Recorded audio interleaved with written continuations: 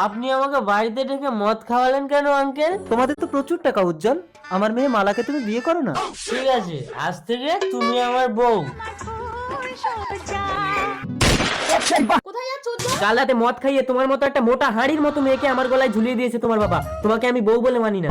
দাঁড়া উজ্জ্বল, আমার মেয়ের সঙ্গে তুমি রাত কাটিয়ে এভাবে যেতে পারো না। ওকে যেতে দাও বাবা।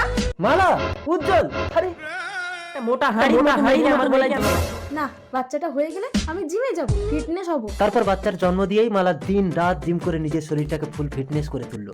মালা এখন অপূর্ব সুন্দর।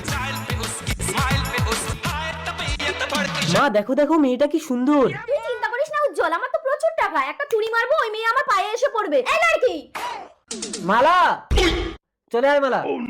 আঙ্কেল আপনি? তোমার মনে আছে উজ্জ্বল, আমার মেয়ের সঙ্গে এক রাত কাটিয়ে তাকে সন্তান সম্ভবা করে মোটা হাড়ি বলে অপমান করে একদিন তাকে ফেলে পালিয়ে এসেছিলে? আমাকে তুমি ক্ষমা করে দাও মালা।